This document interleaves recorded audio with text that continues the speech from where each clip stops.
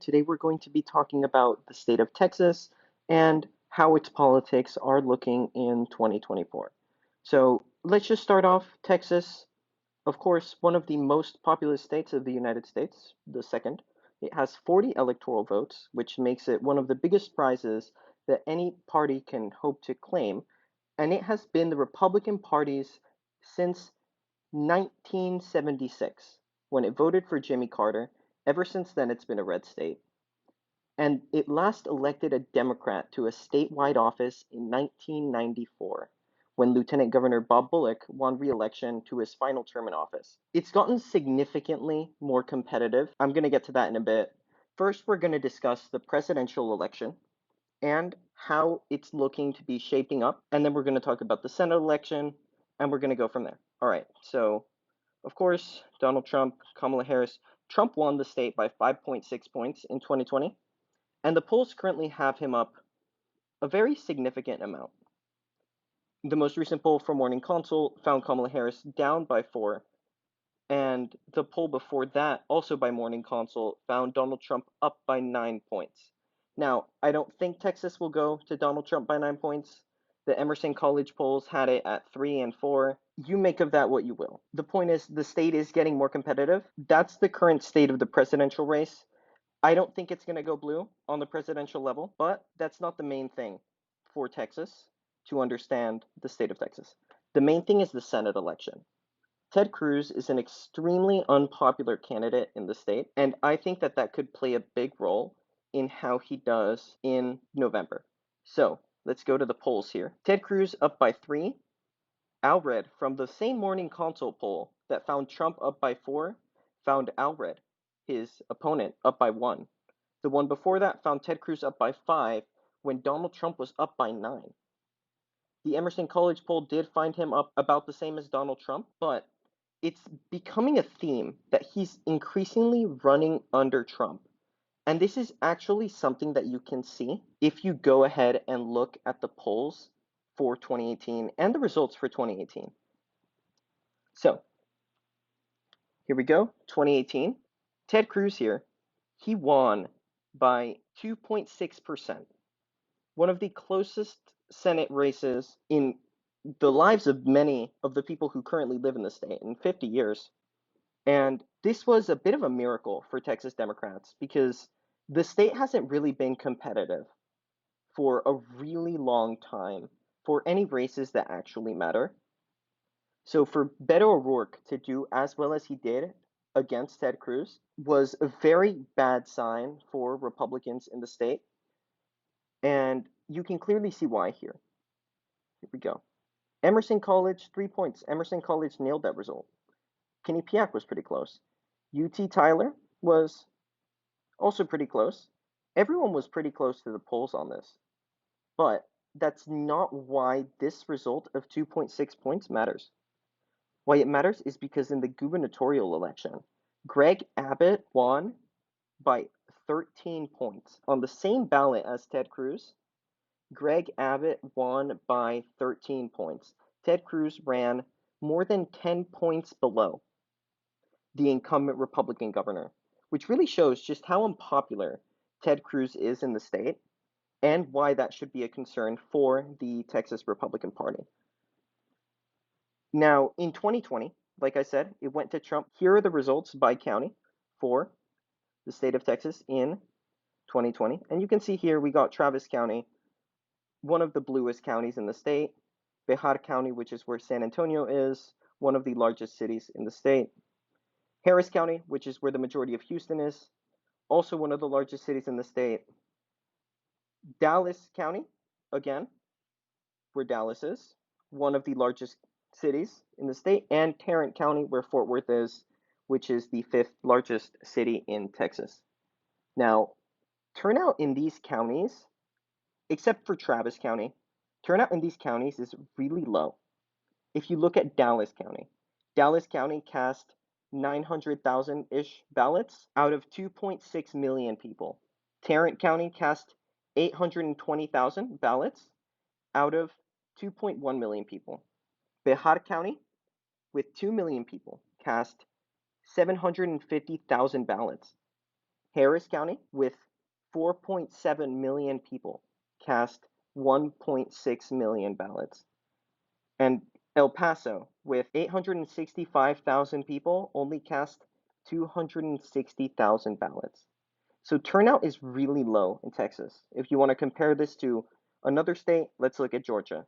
DeKalb County, where 760,000 people live, 360,000 votes were cast. And in Fulton County, which is where the majority of Atlanta is, 520,000 votes were cast out of 1.1 million people. But then we go look at Loving County. Loving County is the least populous county in the country, and they had 64 votes cast out of a population of 64. Voters in Texas are extremely apathetic. So Williamson County, which is this county, which is north of Austin, had not voted blue since 1976. Hays, which is this county south of Austin, had not voted blue since 1992. Fort Bend, which is this one here, had not voted blue since 1964. And Tarrant County, which is where Fort Worth is, had not voted blue since 1964 either. When there was a turnout increase in the state, like there was all over the country, all of these counties went blue for the first time in a very long time. Texas elections would obviously look much more different if that were the case. Even then, let's go to the Senate race, which is right here. You can see that there's a massive change. John Cornyn, which is the Republican senator, won by almost 10 points. Williamson and Tarrant both voted for John Cornyn over the Democratic nominee, which was MJ Hagar. And these counties were significantly less blue. Bejar by around 3 points. Harris County by a significant chunk. Dallas County, that one was about the same, a little bit less for the Democrats, a little bit more for the Republicans. The House is also pretty uneven. It's a heavily gerrymandered state, especially now, more so than in 2020. But if you really want to have a look at what this means for the 2024 presidential election, we have to look at this. We'll come back to the Dade Phelan article in a little bit. So this was in 2022. Greg Abbott won re-election by about 11 points over Beto O'Rourke, which had run in 2018 for senator. And again, Williamson County went red. Tarrant County went red. Fort Bend County, less blue. Travis went a little bit more blue, which was pretty unexpected. But turnout across the whole state was lower than it was in 2020, and that seems to have helped Republicans. Whereas Trump got 409,000 votes from Tarrant County, and Biden got 411,000.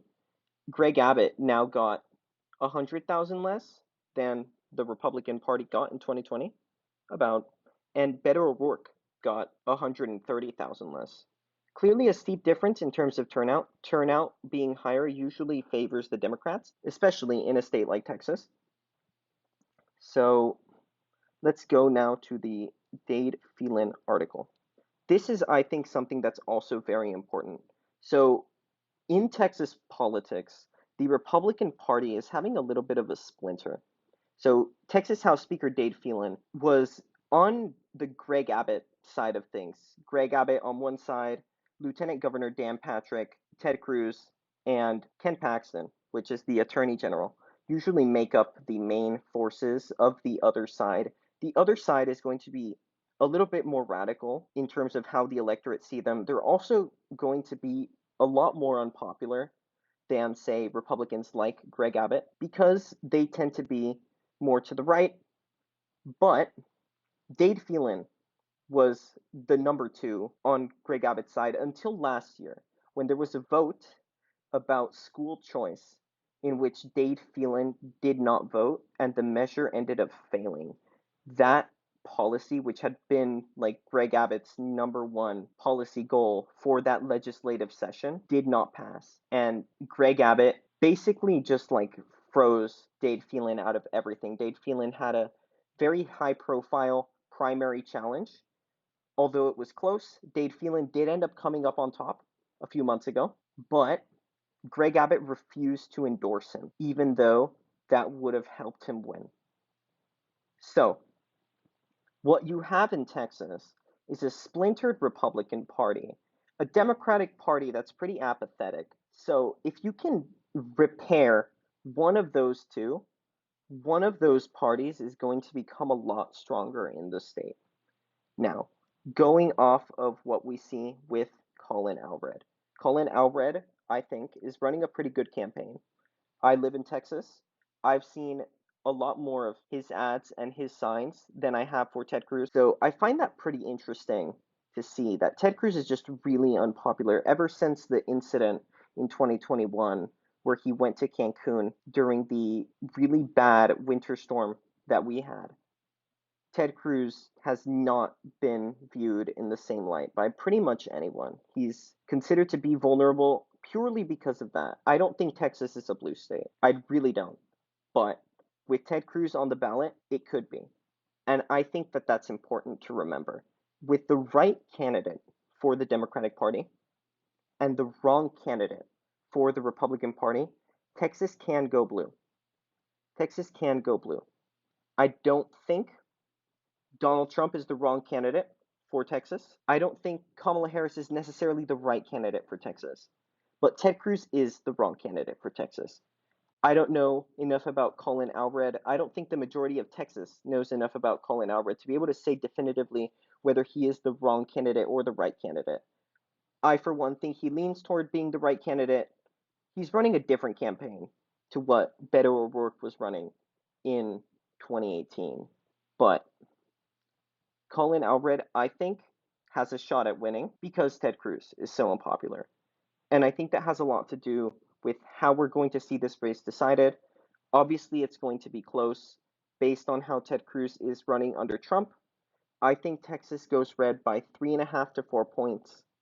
If Ted Cruz does 4 points worse than Donald Trump, which it looks like he will, then the Texas Senate seat will probably be decided by a few thousand votes. So, thank you so much for watching this video. I really hope that you enjoyed. I know that this was a really different type of video from what I've been trying to put out, but I think that this was an important video to make. I'm going to make one on Alaska in the next few days because I think that's another really interesting state. So, once again, if you like this video, make sure to hit that like button and remember to subscribe, and I'll see you all later.